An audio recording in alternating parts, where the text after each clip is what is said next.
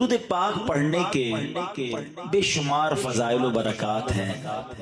کعبے کے بدر الدجا، طیبہ کے شمس الضحی، صلی اللہ تعالی علیہ وسلم کا فرمان عالی شان ہے، جس کا مضمون ہے کہ جو کوئی شخص مصیبتوں اور پریشانیوں میں گھرا ہوا ہو، اسے چاہیے کہ مجھ پر کثرت سے درود پڑھے، کہ مجھ پر درود پاک پڑھنا پریشانیوں اور مصیبتوں کو لے جاتا ہے۔ آپ میں سے اگر کوئی بیمار ہے، پریشان ہے، ٹینشن میں ہے، کسی کاروباری مشکل کا شکار ہے، درود پاک ایک ایسا وظیفہ ہے، اور نبی پاک خود فرما رہے ہیں کہ جو پریشانیوں میں ہے اسے چاہیے مجھ پر درود پڑھے، کہ درود جو ہے وہ پریشانیوں کو لے جاتا ہے۔ اور یہ آزمایا ہوا وظیفہ ہے، مجرب وظیفہ۔ آپ کو کبھی فیل ہونا کہ آپ کے اوپر بوجھ ہے، ٹینشن ہے، آپ درود پڑھتے رہیں، آپ اپنی آنکھوں سے دیکھیں گے کہ ٹینشن دور ہو رہا ہے، پریشانیاں دور ہو رہی ہیں، آپ اپنے آپ کو انشاءاللہ ریلیکس فیل کریں گے۔ تو برائے کرم اپنی زندگی میں درود پاک پڑھنا اپنا معمول بنائیے۔ چلتے پھرتے اٹھتے بیٹھتے جتنا ہو سکے درود پاک پڑھتے رہا کریں۔ ایک بار مل کر محبت کے ساتھ باواز بلند درود پاک پڑھ لیں۔ صلو علی الحبیب صلی اللہ تعالی علی محمد صلی اللہ علیہ وسلم۔ آج انشاءاللہ قرآن مجید فرقان حمید سے ایک بڑا ہی پیارا واقعہ میں نے آپ کو سنانا ہے، اور اس واقعے سے انشاءاللہ ہم سب کو اللہ نے چاہا تو بہت کچھ سیکھنے کو ملے گا۔ اللہ کے کلام کی کیا بات ہے، قرآن مجید فرقان حمید میں کیسے کیسے واقعات اور کس قدر نصیحتوں، عبرتوں کے ہمارے لیے مدنی پھول ہیں۔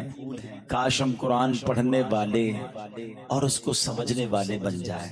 قرآن مجید فرقان حمید میں جس اللہ کے نبی کا سب سے زیادہ ذکر ہے وہ ہے اللہ کے نبی حضرت موسیٰ علیہ السلام۔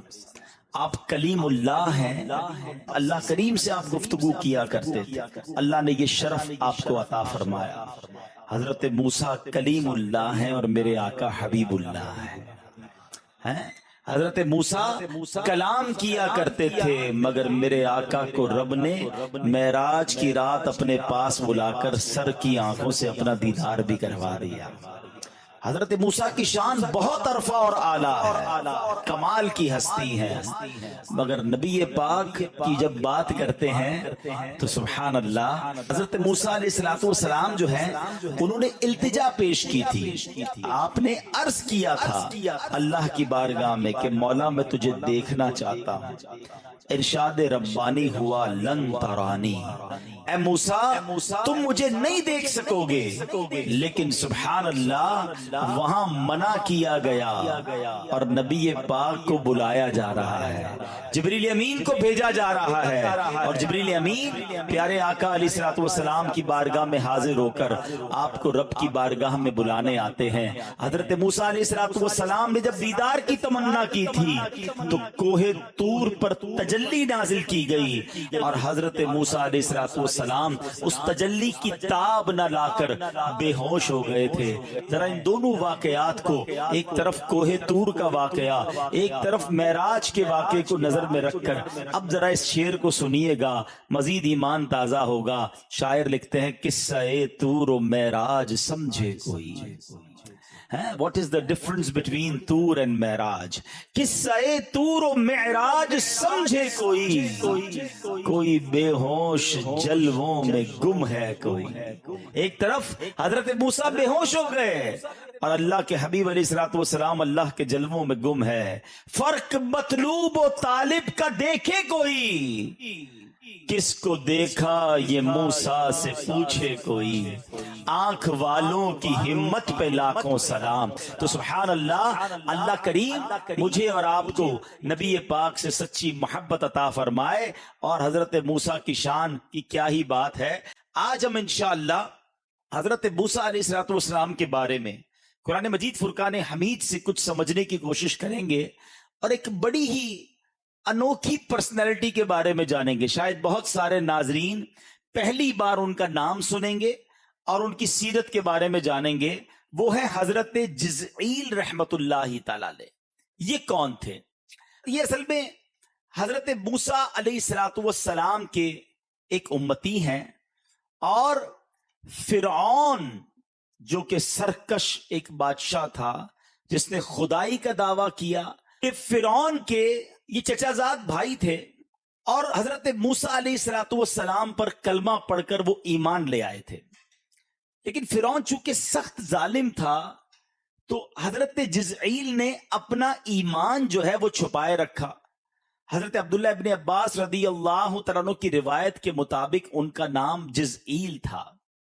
एक बार फिरौन ने अपने वजीरों मुशीरों का एक इजलास बुलाया और उनसे मशवरा किया कि हजरत मूसा अलैहिस्सलातु वस्सलाम जिनकी तबलीग दिन ब दिन तरक्की कर रही है, उनके पैरोकार बढ़ रहे हैं, हजरत मूसा अलैहिस्सलातु वस्सलाम को कैसे रोका जाए? कोई तरीका बताओ कि इनको रोका जाए, इसकी तबलीग की राह में रुकावट कैसी डाली जाए। इस एजेंडे के तहत जब सबसे पहले इजलास हुआ, उसमें फिरौन ने जो राय दी उसका जिक्र कुरान में मौजूद है। उस जालिम ने क्या कहा? ज़रूनी अक्तुल मूसा। वो कहता है मुझे छोड़ दो कि मैं मूसा को कत्ल करूं। ऐसा जालिम था, ऐसा सरकश था। उसकी जुर्रत देखिए कि अल्लाह के नबी को कत्ल करने के बारे में उसने साजिश बनाना शुरू कर दी। जरा सोचिए, ये तारीख इंसान का एक ऐसा बदनुमा पहलू है कि बाज़ औक़ात इंसान उसी का बुरा चाहता है जो उसका भला चाह रहा होता है। अपने मोहसिनीन को ही जनाब लोग नुकसान पहुंचाने की कोशिश कर रहे होते हैं। तारीख उठाकर देख लीजिए, जब भी किसी ने हक की आवाज बुलंद की, लोगों को जन्नत की तरफ बुलाया, नेकी के रास्ते की तरफ बुलाने की कोशिश की, लोग उसी मुबल्लिग के दुश्मन हो गए। हजरत नूह अलैहिस्सलाम की सीरत पढ़े, 950 साल तक आप अल्लाह की तरफ बुलाते रहे, जन्नत का रास्ता बताते रहे, अल्लाह का कुर्ब हासिल करने का तरीका बताते रहे, तरक्की की राहें दिखाते रहे, मगर उन जालिमों ने एक ना सुनी। 950 साल की तबलीग के बाद फकत 80 लोग आप पर ईमान लाए। हजरत नूह अलैहिस्सलाम की जो सीरत है ना प्यारे इस्लामी भाइयों, ये हम सब के लिए बहुत बड़ा सबक है। आफ्टर 950 ईयर्स 80 लोग ईमान लाए। अगर आप हजरत नूह अलैहिस्सलाम की सीरत पढ़े तो सीखने को क्या मिलता है? कुछ लोग कहते हैं ना यार भलाई का जमाना नहीं है, मैं नेकी का काम नहीं करता, कोई साथ देता ही नहीं है। नहीं जनाब, हमारा काम नेकी की दावत देना है, हमारा काम अल्लाह की तरफ बुलाना है। कोई आए ना आए इसमें हमारा कोई जिसको कहे किरदार नहीं, हमें नेकी की दावत पहुंचाने का सवाब मिल जाएगा। और शैतान तो चाहता ही यही है। हजरत नूह अलैहिस्सलाम ने हिम्मत नहीं आ रही, 950 साल तक अल्लाह की तरफ बुलाते रहे। आज कोई हमारा भाई नेकी की तरफ एक कदम बढ़ाता है, कभी जहन बनता है यार मस्जिद बनाऊं, कभी जहन बनता है किसी को जनाब नेकी की तरफ बुलाऊं, और सामने वाला हौसला तोड़ दे या किसी तरह डिस्करेज कर दे तो बंदा कहता है यार अब मैंने कोई नेकी का काम नहीं करना, कोई साथ तो देता नहीं, कोई जवाब तो देता नहीं, उल्टा दिल तोड़ देते हैं, मुझे क्या पड़ी है नेकी करने की। अरे जनाब, यही तो शैतान चाहता था कि आप छोटी सी दिल आजारी हो और नेकी का काम छोड़ दें। नहीं जनाब, इमाम हुसैन के वाकयात सुने हैं, करबला वालों की बातें सुनी हैं। क्या करबला वालों ने 22,000 के लश्कर के सामने नेकी की दावत छोड़ दी? क्या उन्होंने इस्लाम के काम को छोड़ दिया? क्या उन्होंने दीन पर कंप्रोमाइज कर लिया, सर कटाना गवारा किया, मगर नबी ये पाक के दीन के परचम को बुलंद कर गए? हमारे असलाफ की सीरत भरी पड़ी है कि उनको डिस्करेज किया गया। खुद प्यारे आका अलैहिस्सलातु वस्सलाम की जो मक्की जिंदगी है, यानी नबी ये पाक ने ऐलान नबूवत किया तो अब इस्लाम की बात करते ही अपने पराये हो गए, रिश्तेदार दुश्मन हो गए, रास्तों में फूल बिछाने वाले, सादिक और अमीन कहने वाले अब नबी पाक के जानी दुश्मन हो चुके थे। मगर मेरे आका ने हिम्मत ना हारी। लेकिन आज पूरी दुनिया में इस्लाम मौजूद है, ये मेरे आका की कुर्बानियों का सदका, ये सहाबाए किराम की उन कुर्बानियों का सदका है। मगर आज नबी पाक का कलमा पढ़ने वाले, गुलामाने मुस्तफा कहलाने वाले बाज औकात छोटी छोटी बातों पर दिल तोड़ देते हैं। नहीं जनाब, हमने नहीं करनी नेक का काम। हमने दावत इस्लामी वाले भी मुझे सुन रहे हैं, मदनी काफले में जाते हैं, कोई दिल तोड़ दे, बयान करने गए, किसी ने साथ नहीं दिया, हम कहते नहीं भाई अब नहीं जाएंगे। ایسا نہ کیا کرو. شیطان چاہتا یہی تھا کہ تم کسی طرح نیکی کے راستے سے ہٹ جاؤ. تو اے پیارے اسلامی بھائیوں، یہ ہسٹری رہی ہے. اگر آپ انبیاء کی ہسٹری پڑھیں، آپ صحابہ کی ہسٹری پڑھیں، اولیاء کرام کی ہسٹری پڑھیں، ان کو ریڈ کارپٹ ویلکم نہیں ملا، ان کو بھی بڑی مشکلیں اٹھانی پڑی. حضرت خواجہ غریب نواز کو کون نہیں جانتا، مگر جب خواجہ غریب نواز ہندوستان آئے تھے ویلکم نہیں ہوا تھا، پورا ہندوستانی خلاف ہو گیا تھا، پانی بند کرنے کی دھمکی تھی، بیٹھنے نہیں دیتے تھے، مگر خواجہ نے بات جاری رکھی، ہمت نہ چھوڑی. اللہ نے کیسی برکت ڈال دی کہ 90 لاکھ غیر مسلم مسلمان ہو گئے. وقت آتا ہے، ٹائم لگتا ہے، اور اس کے بعد اللہ وہ ترقی دیتا ہے، وہ راہیں کھول دیتا ہے کہ پھر غیب سے مدد آتی ہے. تو نیکی کے کام میں ہمارا کام ڈٹے رہنا ہے، اللہ کریم پھر غیب سے مدد فرماتا ہے. تو بہرحال اب ہوا کیا کہ حضرت موسیٰ علیہ السلام کو اب قتل کرنے کی سازش وہ کر رہے تھے، لیکن اب حضرت موسیٰ سے وہ مقابلہ تو نہیں کر پاتا تھا. فرعون کئی بار ان کو زیر کرنے کی کوشش کی، مگر حضرت موسیٰ علیہ السلام کے پاس زبردست دلائل ہوتے تھے، وہ معجزات دکھاتے تھے. تو فرعونی کہتے یہ تو جادو ہے. ایک بار تو فرعون نے کیا کیا، بہت سارے جادوگروں کو جمع کیا کہ یہ لگتا ہے جادو کرتے ہیں، تم ان کا مقابلہ کرو. جادوگر آئے، بڑے بڑے انہوں نے اپنے جس کو کہتے ہیں نا شعبدے دکھائے، اپنی رسیاں پھینکی، وہ ساری رسیاں سانپ بن گئی. پورا مصر جمع تھا کہ مصر کے بڑے کمال کے جادوگر جن کے نام ہے دنیا میں، اب وہ اپنے جادو دکھائیں گے. اب جب وہ رسیاں سانپ بنی اور سانپ ادھر ادھر جانے لگے، ہر طرف خوف پھیل گیا. اللہ اکبر. حضرت موسیٰ علیہ السلام نے جب اپنا عصا مبارک زمین پر ڈالا تو وہ بڑا اژدہا بن گیا اور وہ ان تمام سانپوں کو نگل گیا. اور اس معجزے کو دیکھ کر سارے جادوگر سجدے میں گر گئے، سب نے کلمہ پڑھا اور حضرت موسیٰ کے غلام بن گئے. جادوگر تو مان گئے، مگر فرعون اور اس کے ساتھیوں کے دل پر مہر ایسی تھی کہ وہ اس کو بھی جادو ہی سمجھتے رہے اور حضرت موسیٰ پر ایمان نہ لائے، مقابلہ نہیں کر پاتا تھا. آخرکار پلان کیا کہ کسی طرح شہید کر دیا جائے. اچھا، فرعون نے اس سے پہلے بھی بہت کوشش کی ہے. حضرت موسیٰ علیہ السلام کی ہسٹری جو ہے نا، اگر اس کو قرآن سے پڑھے نا، one of the historical history, آپ کے بچپن سے ہی واقعات بڑے کمال کے ہیں. آج لوگ کہتے ہیں یار کوئی کمال کی کہانی سناؤ، کوئی عجیب و غریب واقعہ ہونا چاہیے، انٹرسٹنگ سٹوری سناؤ. پرابلم یہی ہے، نہ ہم نے نبیوں کے واقعات پڑھے، نہ ہم نے قرآن کے واقعات پڑھے. حالانکہ ایسے ایسے عجیب و غریب واقعات اور ہسٹوریکل ایونٹ ہوئے ہیں کہ اگر آج ہم بیٹھیں اپنے بچوں کو سنائیں تو عقلیں حیران ہو جاتی ہیں کہ اللہ کریم نے اپنے نبیوں کی زندگی میں کیسے کیسے واقعات ہمیں عطا فرمائے. اب ذرا سنیے گا، حضرت موسیٰ علیہ السلام کے بچپن کا واقعہ ہے. فرعون نے خواب دیکھا تھا اور وہ خواب یہ تھا کہ بیت المقدس کی طرف سے ایک آگ آئی ہے اور اس نے مصر کو گھیر لیا ہے اور سارے قبطیوں کو جلا دیا ہے. قبطی یہ فرعونی تھے اور بنی اسرائیل کے لوگوں کو کوئی نقصان نہیں ہوا. تو جو اس کے کاہن تھے انہوں نے کہا کہ ہمارا علم بتاتا ہے کہ بنی اسرائیل میں ایک بچہ پیدا ہوگا جو تیری بادشاہی کو زوال لے آئے گا، تجھے تباہ و برباد کر دے گا. اب جب فرعون نے یہ تعبیر سنی تو حکم جاری کر دیا کہ بنی اسرائیل میں جو لڑکا پیدا ہو اس کو قتل کر دیا جائے. اس ظالم نے کاہنوں کی بات کو مان کر ہزاروں بچوں کو قتل کروا دیا. یعنی جو بچہ پیدا ہوتا اسے مار دیا جاتا. تھوڑے دنوں کے بعد اب اس قوم کے اندر ایک وبا پھیلی اور اس قوم کے بوڑھے لوگ بھی مرنے لگے. اب اس کے وزیروں نے کہا ادھر سے بوڑھے مر رہے ہیں، ادھر سے تم بچے قتل کروا رہے ہو، تھوڑے عرصے بعد تو ہماری تعداد ہی ختم ہو جائے گی، ہماری آگے جا کے خدمت کون کرے گا، ہمارے کام کو آج کون چلائے گا، جوان تو بنیں گے ہی نہیں. جب بچے ہی مار دو گے تو کیسے یہ نسل آگے چلے گی. تو اب اس نے کہا کہ ایسا کرو، 1 سال بچے جو پیدا ہوں ان کو مار دو، اگلے سال جو بچے پیدا ہوں ان کو چھوڑ دو. عجیب و غریب اس کے فیصلے تھے. تو 1 سال، جس سال بچوں کو نہیں قتل کرنا تھا اس سال حضرت ہارون علیہ السلام پیدا ہوئے تو وہ بچ گئے، معاملات سے نکل گئے.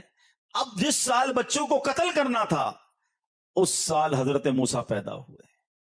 اب وہ تو اس کے کارندے ڈھونڈتے تھے کہ کدھر بچہ ملے اسے قتل کر دیں.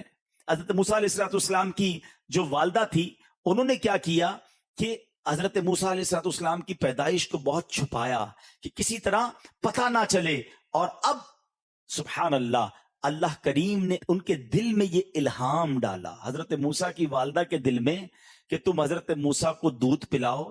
جب تمہیں یہ خوف ہو نا, کیونکہ بچہ روتا بھی ہے کہ ہمسایوں کو پتہ چل جائے گا, تو پھر کیا کرنا کہ فرعون کو معلوم ہوتے سے پہلے بے خوف و خطر اس بچے کو مصر کے دریائے نیل میں ڈال دینا, اور ڈوب جانے کا اندیشہ نہ کرنا, اس کی جدائی کا غم بھی نہ کرنا, ہم اسے تیری طرف لوٹا دیں گے اور اسے رسول بنائیں گے. اچھا, یہ پوری بات اللہ کریم نے قرآن میں بیان فرمائی. حضرت موسیٰ کی والدہ کا نام کیا تھا؟ یوحانز, اور آپ لاوی بن یعقوب کی نسل سے ہیں. پہلے آپ کے دل میں یہ بات ڈالی کہ بچے سے گھبرانا نہیں, اس بچے کو پانی میں ڈال دینا, یہ ڈوبے گا نہیں اور فرعون بھی نقصان نہیں پہنچائے گا, یہ بچہ واپس بھی تمہارے پاس آئے گا اور اس کو رسول بھی بنایا جائے گا. اب ایک ماں ہے, اس کو پتا ہے پورے شہر کے بچے قتل کیے جا رہے ہیں, میرا بچہ کیسے بچ سکتا ہے؟ لیکن اللہ کریم نے دل میں یہ بات ڈال دی, اور اس بات کو قرآن سورہ قصص میں کتنے پیارے انداز میں بیان فرماتا ہے. میں یہ واقعہ بیان کرتے کرتے تھوڑا سا توجہ یہ بھی دلانا چاہوں گا کہ دیکھو یہ سب رب کے کلام میں موجود ہے, یہ ہمیں پہلے کیوں نہیں پتا, یہ ہم نے پہلے کیوں نہیں پڑھا, اور اپنے بچوں کو, اپنی فیملی کو یہ واقعات ہم کیوں نہیں سناتے. سنو اللہ قرآن میں کیا فرماتا ہے. بسم اللہ الرحمن الرحیم. وَأَوْحَيْنَا إِلَىٰ أُمِّ مُوسَىٰ أَنْ أَرْضِعِيهِ فَإِذَا خِفْتِ عَلَيْهِ فَأَلْقِيهِ فِي الْيَمِّ وَلَا تَخَافِي وَلَا تَحْزَنِي إِنَّا رَادُّوهُ إِلَيْكِ وَجَاعِلُوهُ مِنَ الْمُرْسَلِينَ. اللہ قرآن میں فرماتا ہے ہم نے موسیٰ کی ماں کو الہام فرمایا کہ اسے دودھ پلا, پھر جب تجھے اس پر خوف ہو تو اسے دریا میں ڈال دے, اور خوف نہ کر اور غم نہ کر. وَلَا تَخَافِي وَلَا تَحْزَنِي, خوف نہ کر, غم نہ کر, بے شک ہم اسے تیری طرف پھیر لائیں گے اور اسے رسولوں میں سے بنائیں گے. اچھا, اللہ کا وعدہ تھا, اللہ کی نیک بندی تھی. آپ نے کیا کیا کہ آپ نے پہلے تو کچھ دنوں تک دودھ پلایا, آپ کی بہن کے سوا کسی کو بتایا نہیں, لیکن جب کچھ دن کے بعد والدہ کو فرعون کی طرف سے اندیشہ ہوا تو ایک صندوق بنایا, نیچے روئی بچھائی, چھوٹا سا بچہ ہے, اس بچے کو اس صندوق میں ڈالا گیا. حضرت موسیٰ کو صندوق میں بند کیا اور اس کے درزیں روغن کیر سے, روغن کے ذریعے اس کی درازیں بھی بند کر دی, اسے دریائے نیل میں بہا دیا. تصور کریں ماں کی کیفیت کیا ہوگی کہ چھوٹے بچے کو اب دریائے نیل کے حوالے کیا جا رہا ہے. یہاں ایک بات سیکھنے کو مل رہی ہے, اللہ والیوں کو اللہ پر بھروسہ کیسا تھا, یقین کیسا تھا. انہیں یقین تھا کہ رب کا وعدہ ہے میرے بچے کو آنچ نہیں آنی. مسئلہ یہ ہے ہم اچھے خاصے گھر میں بیٹھے ہوں, ہم اپنے شاندار گھر میں, پکے گھر میں بیٹھے ہوں, ہمیں پھر بھی ٹینشن رہتی ہے کل کیا ہوگا, پرسوں کیا ہوگا, بچوں کا کیا ہوگا, کاروبار کا کیا ہوگا. کئی لوگ ملتے ڈپریشن کے مریض ہو گئے, بڑی ٹینشن میں ہوں. بھائی کیوں ٹینشن ہے؟ سوچیں بڑی آتی ہیں, پتہ نہیں میرے بعد بچوں کا کیا ہوگا, اگلے سال کاروبار کا کیا ہوگا. اتنا سوچتے کیوں ہو؟ رب پر بھروسہ کدھر گیا, توکل کدھر گیا؟ ارے اللہ پر بھی بھروسہ کرو, جس رب نے پیدا کیا ہے وہی سنبھالے گا, وہی پالے گا. مجھے بھی پال رہا ہے, میرے بچوں کو بھی پالے گا. ہم یہ جو بے توکل والی باتیں کرتے ہیں یہ ٹھیک نہیں ہے. اب سنو کیا ہوا. اب وہ صندوق کدھر گیا؟ اللہ کی شان دیکھو, کسی اور جگہ بھی جا سکتا تھا, مگر یہ صندوق کیا ہوا؟ حضرت موسیٰ علیہ السلام کی والدہ نے ان کی یعنی حضرت موسیٰ کی بہن مریم سے کہا کہ ذرا تم صندوق کے ساتھ ساتھ دریا کے کنارے کنارے چلتی رہو, دیکھو صندوق جاتا کدھر ہے, بھائی پر نظر رکھو. وہ بہن چلتی رہی, دیکھتی رہی. اب ہوا کیا کہ یہ دریا سے نکل کر ایک بڑی نہر میں چلا گیا صندوق. اب وہ تیرتے تیرتے تیرتے وہ نہر کہاں جاتی ہے؟ وہ فرعون کے محل کے قریب سے گزرتی تھی. حسن اتفاق دیکھیں کہ فرعون اپنی بیوی آسیہ کے ساتھ नहर के किनारे बैठा है, नहर में संदूक देखा, गुलामों को कहा वो संदूक उठा कर लाओ। जिसके कारिंदों से बचाने के लिए बच्चे को पानी में डाला है, वो संदूक उसी जालिम के हाथ में चला गया। अब जैसे ही संदूक खोला गया, एक चांद सा चेहरे वाला, एक नूरानी चेहरे वाला बच्चा उस संदूक में है, मुस्कुरा रहा है, खिलखिला रहा है। सुभान अल्लाह, ऐसी वजाहत थी, आसार ऐसे उसकी पेशानी पर थे। हजरत आसिया के दिल में तो मोहब्बत आई, फिरौन के दिल में भी अल्लाह ने थोड़ी देर के लिए मोहब्बत डाल दी। फिरौन की कौम ने वर्गलाया कि ये वही बच्चा ना हो जो तुम्हें मारने वाला है, तुमने ख्वाब देखा था। फिरौन की बीवी क्या कहती है? हजरत आसिया कहती है ये बच्चा मेरी और तेरी आंखों की ठंडक बनेगा, इसे कत्ल ना करो, हो सकता है हमें नफा दे, हम इसे बेटा बना लें। फिरौन की बीवी आसिया बड़ी नेक खातून थी, अंबिया की नस्ल से थी, गरीबों और मिस्कीनों पर रहम किया करती थी। उन्होंने फिरौन से यह भी कहा कि ये बच्चा तो 1 साल से बड़ा मालूम होता है। हजरत मूसा अलैहिस्सलाम की जो ग्रोथ थी ना, वो बड़ी जबरदस्त थी। आप अभी 1 साल के हुए ही नहीं थे, दिखने में आप 1 साल से ज्यादा के लगते थे। तो हजरत आसिया ने कहा कि ये 1 साल से बड़ा मालूम होता है, लगता है ये उस साल पैदा हुआ है जिस साल तुमने कहा था कत्ल नहीं करना है। अच्छा, ये पता नहीं पानी में आ रहा है, हमारे यहाँ का हो ही ना, किसी और मुल्क से आ रहा हो। हमें तो अपने मुल्क में पैदा होने वाले बच्चों से फिक्र होनी चाहिए, ये किसी और सरजमीन से आया होगा, लिहाजा तुम इसे कत्ल ना करो। अल्लाह की शान देखें, वो फिरौन जो हजारों बच्चे कत्ल करवा चुका था, हजरत मूसा की तलाश में, हजरत मूसा उसके घर पहुंच गए, उसको कत्ल नहीं करवाया। ये जो मैं जितनी बातें कर रहा हूं ये सब कुरान में मौजूद हैं। अब हजरत मूसा अलैहिस्सलाम की वालदा ने सुना कि उनको पता चल गया, बेटी ने आके बताया कि माँ जी, जिस शैतान से, जिस जालिम से बच्चे को बचाना था, वो संदूक तो घूमते घूमते फिरौन के पास ही पहुंच गया। अल्लाह अकबर। मां का दिल, मां की क्या कैफियत हुई होगी कि मैंने, अल्लाह ने तो वादा फरमाया था कि मेरे बच्चा न डूबेगा, इसकी हिफाजत होगी, ये मेरे पास वापस भी आएगा। ये बच्चा तो चला ही उधर गया कि जिधर मुझे बचाना था, जिससे मां बेकरार। अल्लाह अकबर। वो कहती है कि मैं जाकर कह देती हूं फिरौन के दरबार में, ये मेरा ही बेटा है, क्यों मेरे बेटे को तुमने लिया है? अब फिर अल्लाह ने दिल में इल्हाम पैदा फरमाया, फिर उन्हें इल्हाम किया गया कि वादे पर यकीन रखो, बच्चा तुम्हें लौटाया जाएगा। It's amazing. यकीन करें, आप जब ये वाकया पढ़ते हैं ना, अल्लाह की कुदरत का वो शाहकार वाकया है, ईमान ताजा होता है, रोंगटे खड़े हो जाते हैं जब कुरान की आयतों को पढ़े। अल्लाह फिर फरमा रहा है, वादे पर यकीन रखना, तुम्हें बच्चा वापस लौटाया जाएगा, हम तुम्हें वापस लौटाएंगे। अल्लाह कुरान में क्या फरमाता है? वो अस्बह फुआदु उम्मी मूसा फारिगा इन कादत लतुबदी बिही लौला अर्रबतना अला क़ल्बिहा लितकूना मिनल मुमिनीन। अल्लाह कुरान में फरमाता है, और सुबह के वक्त मूसा की मां का दिल बेकरार हो गया, बेशक करीब था कि वो इसे जाहिर कर देती, मां दौड़ती भी जाती और महल में ऐलान करती मेरा बच्चा है, क्यों इसे ले लिया है? मगर अल्लाह फरमाता है, अगर हम इसके दिल को मजबूत न करते कि वो हमारे वादे पर यकीन रखने वालों में से रहे। अब क्या हुआ?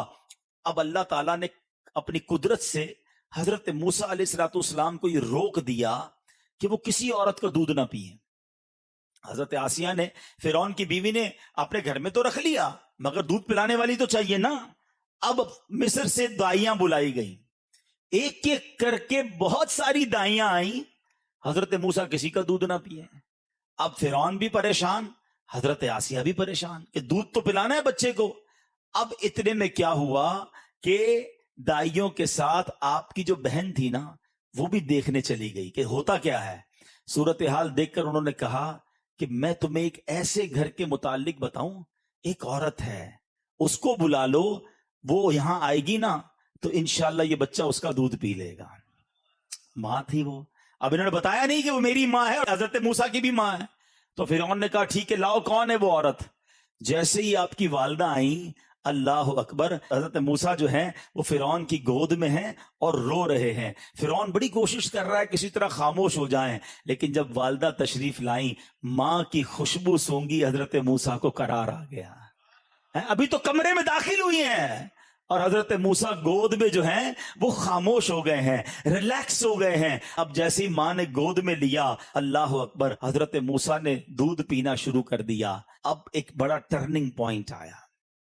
فرعون کہتا ہے بتاؤ تم ہو کون، تمہارا اس بچے سے تعلق کیا ہے؟ تھا تو بڑا ذہین، خدائی کا دعویٰ کیا تھا، ظالم بھی بڑا تھا۔ کہتا تمہارا اس بچے سے کیا تعلق ہے؟ سارے شہر کی عورتوں کا دودھ نہیں پیا اور تمہارا دودھ کیسے پی لیا اس نے؟ بڑا خطرناک ٹرننگ پوائنٹ تھا۔ اب آپ کی والدہ کی ذہانت دیکھیں، کیسا شاندار تفسیر قرآن میں واقعہ لکھا ہے۔ جواب کیا دیا آپ کی والدہ نے؟ آپ کی والدہ کہتی میں ایک عورت ہوں، پاک صاف رہتی ہوں، میرا دودھ خوشگوار ہے، جسم طیب ہے، اس لیے جن بچوں کے مزاج میں نفاست ہوتی ہے وہ کسی عورت کا دودھ نہیں پیتے، میرا دودھ پی لیتے ہیں۔ ایسا نفیس بچہ ہے، یہ نہیں کہا میں اس کی ماں ہوں اور یہ بھی نہیں کہا ماں نہیں ہوں۔ کیا خوبصورت جواب دیا، جن بچوں میں نفاست ہے وہ میرا دودھ پی لیتے ہیں۔ اللہ اکبر۔ فرعون نے کہا ایسا کرو پھر یہ بچہ تم ہی لے جاؤ، اپنے گھر پہ پالو، گھر جا کر دودھ پلانا۔ اللہ اکبر۔ ماں اپنے لخت جگر کو گھر لے آئی۔ اللہ کا وعدہ پورا ہو گیا۔ رب نے وعدہ فرمایا تھا گھبرانا نہیں، ڈرنا نہیں، بچہ واپس لوٹائیں گے۔ یہ ہے میرے رب کی شان۔ جب رب حفاظت فرماتا ہے تو شیطان کے چنگل سے، فرعون کے چنگل سے، ظالم کے چنگل سے بھی نکال لاتا ہے۔ اصل چیز بھروسہ ہونا چاہیے۔ حضرت موسیٰ علیہ السلام کی ماں کو رب پر بھروسہ تھا۔ بچہ پانی کے حوالے کیا، اللہ نے فرعون کے گود سے اٹھا کر اللہ نے حضرت موسیٰ کی والدہ میں گود میں عطا فرما دیا۔ کیا واقعہ ہے، اور سیکھنے کو یہی ملتا ہے۔ بندہ کہتا ہے نا یار اب پھنس گیا ہوں، اب نکل نہیں سکوں گا، اب مسئلہ حل نہیں ہوگا، اب ٹینشن دور نہیں ہو سکتی، ایسا بڑا پرابلم آ گیا ہے کوئی حل نہیں کر سکتا۔ نہیں میرے پیارے اسلامی بھائیوں، مایوسی کی باتیں نہ کیا کرو، ٹینشن میں نہ آیا کرو، اللہ پر بھروسہ رکھو۔ آج میں آپ کو ایک وظیفہ بھی بتاؤں گا۔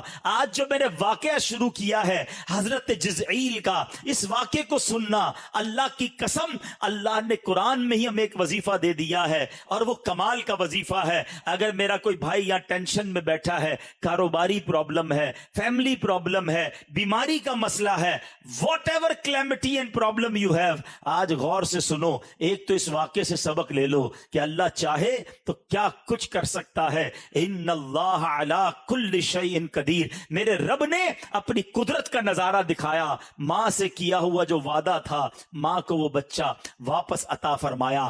اب کیا ہوا؟ حضرت موسیٰ روز ماں کا دودھ پیتے تھے، اور ماں حضرت موسیٰ کو دودھ پلانے کے لیے فرعون معاوضہ بھی دیتا تھا۔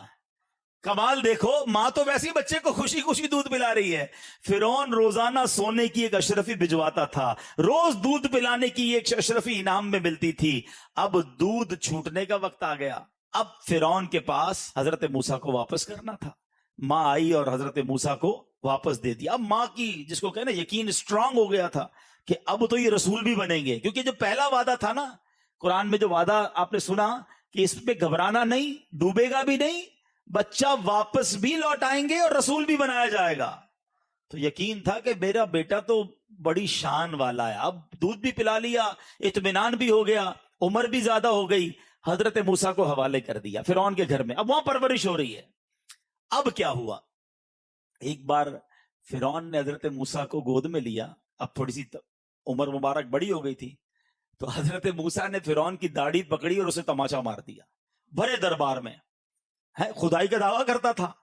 فرعون کو بڑا غصہ آیا، کہتا یہی بچہ لگتا ہے مجھے، اس کو پھر قتل کرنا ہے۔ پھر اس کا ارادہ قتل کرنے کا ہو گیا۔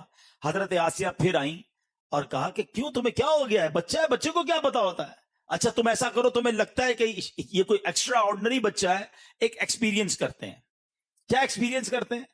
اب ایکسپیرینس یہ ہوا کہ ایک تھال لایا گیا، اس میں ایک آگ کا انگارہ رکھا گیا، اور ایک طرف یاقوت موتی رکھا گیا، اور اب دیکھا، یہ بتانا تھا کہ دیکھو یہ کیا اٹھاتا ہے۔ اگر یہ نارمل بچہ ہے تو انگارے کو اٹھا لے گا، اور اگر واقعی بڑا ہوشیار اور ایکسٹرا آرڈنری کوئی چیز ہے تو یہ موتی کی طرف ہاتھ اٹھائے گا۔ آپ تھے تو اللہ کے نبی، چنے ہوئے بندے تھے، آپ نے ہاتھ موتی کی طرف ہی بڑھایا، مگر فرشتہ آیا اور اس نے آپ کا ہاتھ پکڑ کر انگارے کی طرف ہاتھ کر دیا، اور آپ نے انگارہ اٹھا کر اپنے منہ میں رکھ لیا، جس سے آپ کی زبان مبارک جل گئی، اور اس کی بنا پر حضرت موسیٰ علیہ السلام کی زبان میں لکنت بھی پیدا ہوئی۔ ٹھیک ہے، اب مجھے آپ بتائیے، میں نے ابھی تک آپ کو، حالانکہ یقین کریں میں ساری رات بیان کرتا رہوں، حضرت موسیٰ علیہ السلام کی زندگی میں ایسے ایسے واقعات ہیں، اللہ اکبر، اتنے اپ اینڈ ڈاؤنز ہیں، اتنی طویل آپ کی داستان ہے، اور یہ ساری داستان قرآن میں مختلف پاروں میں رب نے بیان فرمائی ہے، مگر ہم بتائیں کہ ہم قرآن پڑھیں تو کتنے پیارے پیارے واقعات اور کیسے ہسٹوریکل واقعات ہمیں پڑھنے کو ملیں گے، اور اللہ کی قدرت پر یقین کتنا مضبوط ہوگا۔ بہرحال میرے پیارے اسلامی بھائیوں، کہنے کا مقصد یہ ہے کہ یہ ظالم جانتا تھا کہ میں نے کتنی بار کوشش کی ان کو زیر کرنے کی، یہ زیر نہیں ہوتے، اللہ انہیں بچا لیتا ہے، پھر بھی یہ ان پر ایمان نہیں لاتا تھا۔ اور حضرت جزئیل جو فرعون کے کزن تھے وہ دیکھ رہے تھے، آخر کار ان کو رہا نہیں گیا، ایمان چھپایا ہوا تھا، مگر جب اب قتل کی سازش ہونے لگی تو وہ کھڑے ہو گئے، اور انہوں نے حضرت موسیٰ علیہ السلام کے بارے میں اب بڑے دربار میں تقریر کی۔ اب وہ تقریر کیا تھی؟ حضرت موسیٰ کی حمایت میں فرعون کا کزن، ان کو پتا تھا کہ اب مجھے چھوڑیں گے نہیں، مگر ان کو بھی یقین تھا، حق بات کرنی تھی۔ انہوں نے کہا کہ فرعون کو اور اس کے درباریوں کو اللہ کے عذاب سے ڈرایا، حضرت نوح کی، حضرت ہود کی، حضرت صالح علیہ السلام کی قوم کے حالات کے بارے میں بتایا، انہیں حضرت یوسف علیہ السلام کا دور نبوت یاد دلایا۔ انہوں نے کہا دیکھو یہی مصر ہے جہاں حضرت یوسف کا دور حکومت بھی رہا، یہ وہی بات کر رہے ہیں جو حضرت یوسف کیا کرتے تھے۔ حضرت موسیٰ اللہ کے نبی ہیں، اے فرعون اور فرعون کی قوم، تم سارے کلمہ پڑھ لو، ایمان قبول کر لو، اللہ پاک کے عذاب سے پناہ مانگو، جنت کے رستے پر چلو۔ حضرت جزئیل نے لمبی تقریر کی، اللہ کریم نے پارہ 24 سورہ مومن میں اس کا ذکر فرمایا۔ حضرت جزئیل نے جو تقریر کی وہ ساری بات بیان فرمائی، مگر ان ظالموں کو پھر بھی عقل نہ آئی۔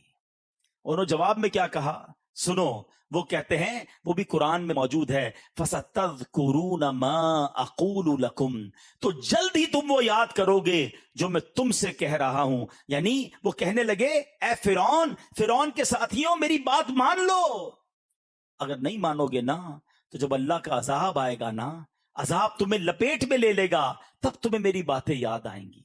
اس پر فرعون اور اس کے وزیروں اور مشیروں نے حضرت جزئیل کو دھمکی دی کہ تم نے ہمارے دین کی مخالفت کی ہے، ہم تمہارے ساتھ بھی بڑے برا پیش آئیں گے، تمہیں بھی نہیں چھوڑیں گے۔ اب حضرت جزئیل نے جو جملہ کہا، اب ذرا سنیے گا، میرا جو آج بیان کا مین موضوع ہے نا، جو میں آج آپ کو ایک قرآنی وظیفہ دینا چاہتا ہوں، ٹینشن سے ریلیکسیشن کا وظیفہ دینا چاہتا ہوں۔ حضرت جزئیل نے جو جملہ کہا، کمال دیکھو، آپ کی زبان سے یہ جملہ ادا ہوا، حالانکہ آپ فرعون کے قوم کے تھے، مگر اللہ کریم نے اس جملے کو قرآن پاک میں شامل فرما لیا ہے۔ اب وہ کہا کیا انہوں نے کہا وَأُفَوِّضُ أَمْرِي إِلَى اللَّهِ إِنَّ اللَّهَ بَصِيرٌ بِالْعِبَادِ، دھمکی دی نا، نہیں چھوڑیں گے، تمہارا بیڑا غرق کر دیں گے، تمہارا نام مٹا دیں گے۔ جواب میں اس اللہ کے بندے نے جواب کیا دیا، کہتے میں اپنے کام اللہ کو سونپتا ہوں، وَأُفَوِّضُ أَمْرِي إِلَى اللَّهِ، اپنے کام اللہ کو سونپتا ہوں، بے شک اللہ بندوں کو دیکھتا ہے۔ حضرت جزئیل نے ایسا ہی کیا، اللہ کو اپنے کام سپرد کر دیے۔ اللہ کریم نے آپ کی حفاظت کیسے فرمائی کہ فرعون کسی دربار سے تو چلے گئے، پہاڑ پر جا کر اللہ کی عبادت میں مصروف ہو گئے۔ فرعون کے سپاہیوں نے، فرعون نے کہا جاؤ پکڑو جا کر ان کو چھوڑنا نہیں ہے۔ سپاہی گئے تو دیکھا شیر اور چیتے ان کے ارد گرد پہرا دیے ہوئے ہیں۔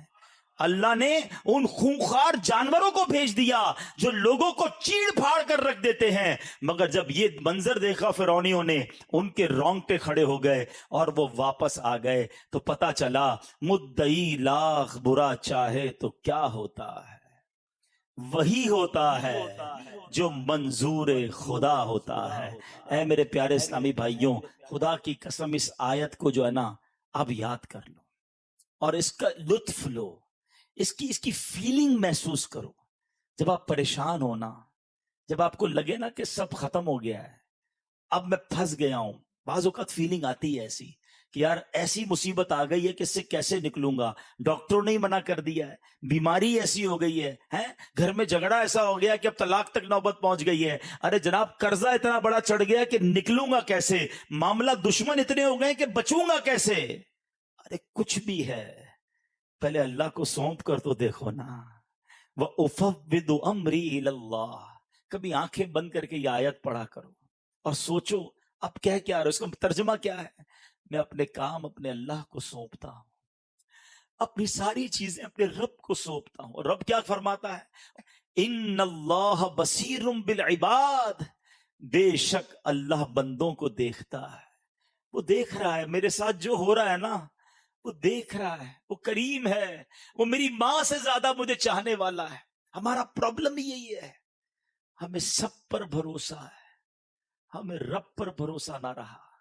हम समझते फला मिनिस्टर से ताल्लुक होगा ना तो काम हो जाएगा, फला के पास जाऊंगा तो मसला हल हो जाएगा, कोई सीट होगी ना मेरे पास तो मेरे मसले हल हो जाएंगे, किसी इलाके का चौधरी बन जाऊंगा, किसी अंजुमन का सदर बन जाऊंगा, या इतना बैंक बैलेंस होगा ना तो फिर बच्चे भी सुखी रहेंगे, इतने पैसे बना लूं इसके बाद सब सेट हो जाएगा। हम दुनिया के पीछे भाग रहे हैं, हमें लगता है जब तक ये मामलात होंगे जब सारे काम हल हो जाएंगे। ये हमारी भूल है। याद रखो, अगर पैसे से खुशी खरीदी जाती होती ना तो कोई अमीर वो परेशान ना होता, कोई मालदार टेंशन में ना होता। अरे ये पैसा खुशी नहीं देता, रब चाहे तो खुशी मिलती है, रब चाहे तो सुकून मिलता है, अल्लाह चाहे तो सेहत मिलती है। लोग कहते यार पैसा हो बड़ी बड़ी बीमारी का इलाज हो जाता है। नहीं जनाब, आपकी भूल है। आप दुनिया का बेस्ट हॉस्पिटल ले लें, दुनिया का बेस्ट डॉक्टर ले लें, करोड़ों रुपए खर्च कर ले, लेकिन अगर आपके नसीब में शिफा नहीं तो शिफा नहीं मिलेगी। ये बात बड़ी अच्छी तरीके से हमें कोरोना वायरस ने सिखा दी। लाखों करोड़ों लोग दुनिया से कोरोना वायरस में जिस तरह मुब्तला हुए और हमने अपने सामने जनाजे उठते देखे, अरबों-पति लोग थे, मुझे कॉल्स आई, अरे भाई हॉस्पिटल बता दो, पैसे जितने खर्च होंगे हम कर लेंगे, हमारे वालिद को बचा लो। लेकिन जब वक्त आ गया तो कोई किसी को ना बचा सका। हमें पता चलता है शिफा अल्लाह के हाथ में है, पैसों से शिफा नहीं मिलती। और खुदा की कसम, मेरा रब चाहे ना गरीब आदमी हो, बीमार हो जाए, डॉक्टर मना कर दें, अल्लाह चाहे तो सुबह उठे तो बगैर बीमारी के खड़ा हो जाता है। शिफा देने वाली जात रब की जात है। अल्लाह पर भरोसा तो करो ना। हमारा यही प्रॉब्लम है। इस कुरानी वाक़े से तवक्कुल को लेकर जाओ, अल्लाह से दोस्ती सीख कर जाओ, अल्लाह से मोहब्बत करना सीख लो। हमें लगता है बहुत लगेगा आपको कि नहीं यार नहीं हो सकता।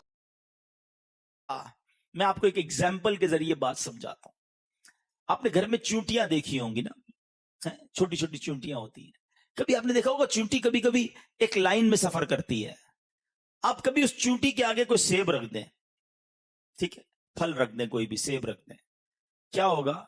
चूंटियां रुक जाएंगी क्योंकि वो सेब को नहीं हटा सकेंगी ना, छोटी सी होती है। अच्छा, चूंटी के लिए सेब क्या है? पहाड़ बन जाता है, उसको पहाड़ लगता है, वो रुक जाएगी, रास्ता टर्न कर लेगी। अगर आप उसी सेब को उठा के जेब में रख लें, अब क्या होगा? रास्ता क्लियर हो जाएगा। ऐसा ही है ना, चूंटी के लिए क्या था? वो सेब, पहाड़। आपके लिए क्या था? सेब, आपने उठा के जेब में रख लिया। अब जरा अपनी मुसीबत को याद करो। आपको लग रहा है बहुत बड़ा मसला है, बहुत बड़ी टेंशन है, बहुत बड़ा मसला है। सच्ची बात, ये तुम्हारे लिए पहाड़ है, मेरे रब के लिए कुछ नहीं है, मेरे मालिक के लिए कुछ नहीं है। उसने कुन कहना है, फयकून हो जाना है। अरे मुझे और आपको लगता है मैं नहीं निकल सकता, मेरे रब ने इशारा फरमाना है, रब ने रहमत की निगाह फरमानी है और मसले हल हो जाने हैं। पुकारो तो सही उसे दिल से, अर्ज तो करो उसकी बारगाह में। व उफ़व्विदु अम्री इलल्लाह, अल्लाह मैं अपने सारे काम तुझे सौंपता हूं। मैं थक गया, मैं हार मानता हूं, मैं कुछ कुछ भी नहीं हूं मालिक, मैंने बड़ी कोशिश कर ली, मैंने बड़े रास्ते निकाल लिए, मेरी औकात कुछ नहीं, सब तेरे हाथ में है। ए करीम, अब तू चाहेगा तो मेरी मुश्किल हल होनी है। कभी अकेले में आंखें बंद करके अल्लाह की रहमत का तसव्वुर जमा कर कभी अपने मालिक की बारगाह में अर्ज करना, वउफ़व्विदु अमरी इलल्लाह, ए अल्लाह मैं अपने सारे काम तुझे सौंपता हूं, इन्नल्लाह बसीरुम बिल इबाद। अल्लाह तू देख रहा है तेरा बंदा किस हाल में है, तेरा बंदा किस तकलीफ में है, तेरा बंदा किस बेकरारी में है। मुझे एक बात का जवाब दीजिए, कभी जिंदगी में ऐसा हुआ होगा कि आप जब छोटे होंगे, परेशान होंगे, रात को नींद नहीं आती होगी, आप परेशान होकर अपनी माँ के पास गए होंगे, माँ सो रही थी, माँ को कहा माँ मैं परेशान हूं, मेरे साथ ये टेंशन है, मुझे नींद नहीं आ रही। आंखों में आंसू लेकर जब हम माँ के पास गए, सच बताओ माँ ने क्या किया? करवट बदलकर माँ सो गई कि बेटा तेरा काम तू जान? नहीं नहीं, माँ भी उठ गई, माँ ने सीने लगाया, सारी रात दुआएं देती रही, जो बन पड़ा माँ ने किया। मुझे बताओ, जब मेरी माँ ने मुझे बेकरार देखा तो तन्हा ना छोड़ा। तो जो माँ से ज्यादा चाहने वाला मालिक है, जब कभी मैं तहज्जुद में उठकर बिस्तर छोड़कर अपनी जानमाज बिछाकर 2 रकत पढ़कर हाथ उठाऊंगा और मेरी आंखों में आंसू होंगे और रब से कहूंगा मौला फंस गया हूं, मौला परेशान हूं, अल्लाह बीमारी ने घेर लिया है, अल्लाह गुनाह नहीं छूट रहे, मालिक मेरे साथ कारोबार का मसला है, मेरे घर में लड़ाई झगड़े हो गए हैं, अल्लाह औलाद नहीं है, औलाद तो है मगर मालिक औलाद परेशान कर रही है, मेरा बच्चा है मगर बीमार है, अल्लाह बच्चा है मगर कुरान याद नहीं हो रहा है। अरे कहो ना मालिक से, मुझे बताओ कौन है हल्लल मुश्किलात, कौन है मुसीबतों को टालने वाला, कौन है देने वाला? यही मसला है। अपनी फाइलें लेकर हम दुनिया वालों के दरवाजों पर तो पहुंच जाते हैं, हाथ उठाकर अल्लाह की बारगाह में नहीं अर्ज करते। अरे दुनिया वाले तो बड़े अजीब लोग हैं, मिलना हो तो टाइम नहीं मिलता, बड़े आदमी से मिलना हो अपॉइंटमेंट लेना पड़ता है, साहब बिजी है कल आना, कल नहीं परसों आना, गरीब आदमी को धक्के खिलाए जाते हैं, और अगर मौका मिल भी जाए 1-2 मिनट का टाइम मिलता है, बेरुखी से बात सुनी जाती है, एक बार के बाद दोबारा टाइम नहीं मिलता। ये दुनिया के वजीरों, ये दुनिया के अफसरों का हाल है। अरे आओ मैं बताता हूं, जिसने कायनात बनाई है, जिसने हम सबको बनाया है, जो खालिक के कायनात है, जो बादशाहों को बादशाही देने वाला है, जब उससे बात करनी है कोई अपॉइंटमेंट की जरूरत नहीं है, कोई सेक्रेटरी की जरूरत नहीं है। अरे जब अल्लाह से बात करनी है, सर झुकाओ और हाथ उठा लो और बात करना शुरू कर दो, जो दिल में है कहना शुरू कर दो, विदाउट एनी सेक्रेटरी, बगैर किसी अपॉइंटमेंट के। अपने रब से बातें क्यों नहीं करते? दुआ को समझो तो सही ये क्या है। शेर खुदा मौला अली करमल्लाहु ताला वजहुल करीम क्या खूब फरमाते हैं, जब मेरा जी चाहता है, जब मेरा जी चाहता है अल्लाह मुझसे बात करे तो मैं कुरान पढ़ने लग जाता हूं। कुरान किसका कलाम है बताओ ना? कलामुल्लाह है, पढ़ो ना कुरान। अल्लाह तुमसे खिताब फरमा रहा है, अल्लाह तुमसे कलाम करता है। कहते जब मेरा जी चाहता है अल्लाह मुझसे बात करे, मैं कुरान पढ़ने लग जाता हूं। और जब मेरा जी चाहता है मैं अल्लाह से बात करूं, मैं दुआ करने लग जाता हूं। क्यों नहीं करते अल्लाह की बारगाह में बातें है? इधर नमाज पढ़ने का टाइम नहीं है, नमाज पढ़ ली तो दुआ करने का टाइम नहीं है। अरे कब ऐसा हुआ कि मैं हूं और अल्लाह की जात हो, अकेले में मैं रब से बातें कर रहा हूं, दिल खोल के अल्लाह को अपने गम सुना रहा हूं, अपनी मुसीबतें बता रहा हूं। कभी ऐसा करके देखना, और जब ऐसी कैफियत बन जाए ना तो ये आयत पढ़ना, अल्लाह तूने उस फिरौन की कौम के बंदे पर भी रहम किया था, सब पर अजाब नाजिल हुआ था, हजरत जिज़ईल को उस अजाब से तूने बचाया था, फिरौनियों की उस लश्कर से भी तूने उनकी हिफाजत की थी जिन्होंने ये कहा था वउफ़व्विदु अमरी इलल्लाह, मैं अपने काम अल्लाह के सुपुर्द करता हूं, सारे काम अल्लाह को सौंपता हूं। इन्नल्लाह बसीरुम बिल इबाद। फिर देखो आपके दिल को ढारस मिल जाएगी, आपको करार आ जाएगा। वो बंदा नहीं कहता मैं वजीर आजम को फाइल दे आया हूं, हाँ बड़े बड़े मिनिस्टर साहब को फाइल रिसीव करवा के आ गया हूं। ارے جب تم یہ پڑھو گے نا دل کو یہ امید بن جائے گی اللہ کی بارگاہ میں فائل جمع کرا دی ہے، اپنے کام سونپ دیے میں نے، قبول حاکمین کے دربار میں عرضی پیش کر دی ہے، اور وہی سنوارنے والا ہے، وہی معاملات سدھارنے والا ہے۔ اب آخری بات، کبھی کبھی ایسا ہوتا ہے کہ بندہ دعائیں کرتا ہے، مسئلہ حل نہیں ہوتا ہے، وہ چیز ملتی نہیں ہے۔ اب جب یہ نہیں ملتی نا تو اب انسان کی کیفیت بدلتی، شیطان ہے نا کہ تیری دعا تو سنی نہیں جاتی، اتنی دعائیں کی، مزار پہ جا کے بھی دعا کی، مکے جا کے بھی دعا کی ہے، مدینے جا کے بھی دعا کی، فلاں بزرگ سے بھی دعا کرائی، مسئلہ تو حل نہیں ہوا، نہ بیٹا ملا، نہ اولاد ملی، نہ کاروبار ٹھیک ہوا، نہ وہ پریشانی دور ہوئی۔ وہ مولانا صاحب تو کہہ رہے تھے دعا کرو مسئلہ حل ہو جائے گا۔ اب یہاں شیطان بندے کو اللہ سے دور کرتا ہے۔ اب یہ ذرا تھوڑا سا نقطہ سمجھ جاؤ گے نا تو اللہ سے پیار اور بڑھ جائے گا۔ آج میں چاہتا ہوں میرے سارے بھائی اپنے رب پر بھروسہ لے کے جائیں، اللہ سے محبت لے کے جائیں، سب سے زیادہ پیار اپنے مالک سے کرو۔ وہ ہمارا مالک ہے، ہمارا خالق ہے۔ میں تو بے لباس پیدا ہوا تھا، اس نے لباس دیا، بولنے نہیں آتا تھا، گونگا نہیں بنایا، اس نے زبان بھی دی، اندھا بھی نہیں بنایا، آنکھیں بھی دی، بہرا بھی نہیں بنایا، کان بھی دیے، عزت بھی دی، شہرت بھی دی، دولت بھی دی، کروڑوں سے اچھا بنایا، مگر میں اسی سے بدگمان رہوں، میں اسی کے بارے میں ڈبل مائنڈڈ رہوں، اللہ سے ہی محبت نہ کروں، پھر تف ہے میری زندگی پر۔ کاش مجھے سب سے زیادہ اپنے مالک سے محبت ہو جائے، اپنے مالک پر بھروسہ آ جائے۔ یہ شیطان تمہیں اپنے رب سے دور کرتا ہے۔ اب جب کبھی ایسا خیال آئے نا، یار میں تو نماز بھی پڑھتا ہوں، میں تو دعائیں بھی کرتا ہوں، مسئلہ حل کیوں نہیں ہوتا؟ تو اب سنو، میں آپ کو ایک دنیاوی اگزامپل کے ذریعے سمجھاتا ہوں۔ ایک والد ہو، آپ بھی والد ہوں گے، بڑے بھائی بھی ہیں بیٹھے ہوں گے، اور جب آپ کا چھوٹا بیٹا یا بھائی آپ کے سامنے بیمار ہو جائے، بخار ہو، اس کو گلا خراب ہو اس کا، اور وہ رونے لگے کہ مجھے آئس کریم کھانی ہے، مجھے جوس پینا ہے، ٹھنڈا جوس پینا ہے، کیا کریں گے؟ کھلائیں گے آئس کریم اس کو؟ ذرا جواب دیجئے، جوس پلائیں گے؟ وہ رو رہا ہے آپ کے سامنے، بہت رو رہا ہے۔ اچھا، بالکل آپ کے برابر میں آپ کا ایک دوست بیٹھا ہے، وہ کہے یار کیسے ظالم باپ ہو یار، بچہ رو رہا ہے کیوں نہیں دے رہا آئس کریم اس کو؟ رو رہا ہے دے دو اس کو، شربت پلا دو۔ آپ کیا جواب دیں گے؟ میں باپ ہوں، مجھے پتا ہے کب اس کو کیا دینا ہے، ابھی دوں گا نا تو بیمار ہو جائے گا، گلا اور خراب ہو جائے گا، اس کو اور پرابلم، رونے دو اس کو، اس کا رونا ٹھیک ہے، اگر اس کو کھلا دیا تو یہ اور بیمار ہوگا۔ اب ذرا دل پر ہاتھ رکھ کے میرا جملہ سننا، تم باپ ہو اور تمہیں پتا ہے بچے کو کب کیا دینا ہے، میرے مالک کو نہیں پتا مجھے کب کیا دینا ہے؟ میں رو رہا ہوں وہ نہیں دے رہا، میں پکار رہا ہوں وہ نہیں دے رہا، تو کرو نا بھروسہ کہ میرے لیے یہی بہتر ہے، اس لیے تو نہیں دے رہا۔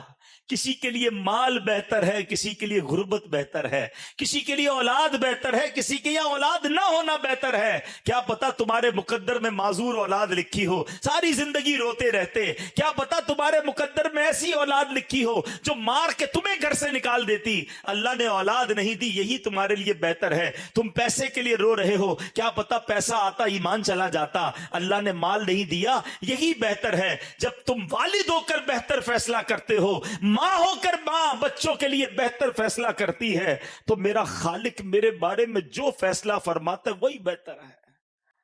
بھروسہ کرنا شروع کر دو۔ ہیں ایک بار میں جب بھی اس طرح کا بیان کرتا ہوں مجھے ایک واقعہ یاد آ جاتا ہے، آخری واقعہ سنا دیتا ہوں۔